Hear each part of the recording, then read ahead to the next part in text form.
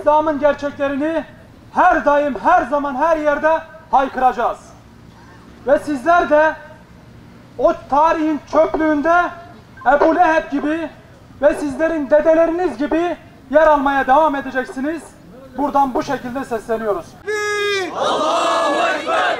Asıl Allah onlarla alay etmekte ve azgınlıklar içinde basiretsiz bir halde dolaşıp durmalarına mühlet vermektedir. Bakara 15. Bacımın örtüsü batmakta rezilin gözüne, acırım tükürüğe, billahi tükürsem yüzüne.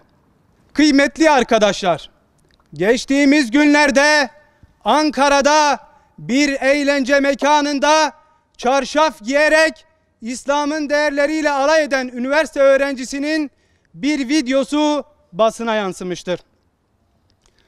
Söz konusu videoda dinin gereklerini yerine getirenleri hazmedemeyen bu zihniyetin bir kez daha ortaya çıktığı ve Türkiye'de bu zihniyetin hala varlığının bulunmasının nedenli tehlikeli olduğu açığa çıkmıştır. Çarşaf giymeyi bir geri kalmışlık olarak gören bu zavallı zihniyetin asıl meselesi İslam'ı hazmedememeleridir. İslam'ın bu topraklardaki varlığını hazmedemeyen bu zihniyet kendisini her daim göstermekten çekinmemektedir. Söz konusu eğlence mekanında başörtüye ağır ithamlarda bulunulup alay edilmiştir.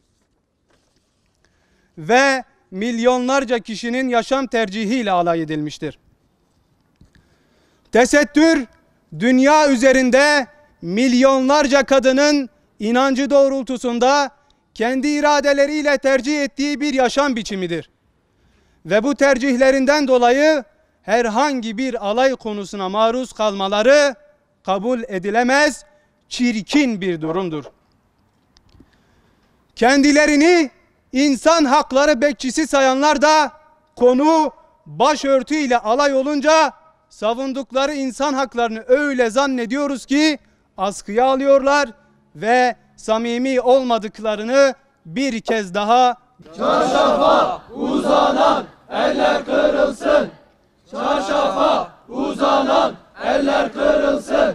Dicle Üniversitesi öğrencileri olarak yapılan bu çirkin fiiliyatı ve onu savunan bu tavrı kabul etmiyor ve her daim bu tavrın karşısında duracağımızı belirtiyoruz.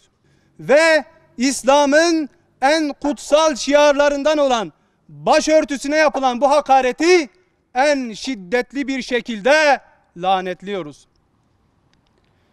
Kendilerine eğlence aracı olarak gördükleri söz konusu çarşaf bu milletin bir gerçeği olup bu gerçeği bu topraklardan asla sökemeyeceklerdir. Bu zihniyet İslam'ın emirleriyle alay eden Ebu Leheb'in zihniyetidir. Bu zihniyet Medine'den sürülen Beni Kaynuka zihniyetidir. Ve biz Müslümanlar var olduğumuz sürece bu zihniyetin karşısında dimdik duracağız. Yapılan eylemi İslam'a bir hakaret olarak görüyor ve tesettüre bu hakareti yapanlara ve bunu destekleyen zihinlere buradan sesleniyoruz. Sizler isteseniz de istemeseniz de tesettürlü bacılarımız bu toprakların bir gerçeği olarak yaşamaya devam edecektir. Çünkü bu topraklarda Hatice annemizin, Ayşe annemizin, Rabia annemizin, Nene Hatun'un ruhu yatmaktadır. Bu topraklarda Müslümanların engin tarihi yazılmıştır.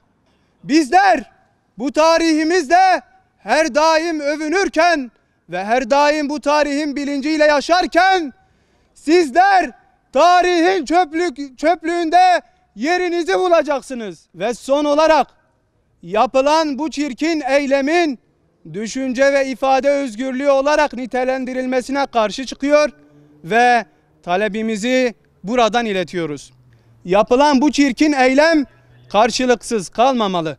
Bu denli dini değerlere hakaret eylemlerine karşı daha caydırıcı cezalar öngörülmelidir. Öngörülen cezalar bir an önce kanun haline getirilip hayata geçirilmelidir.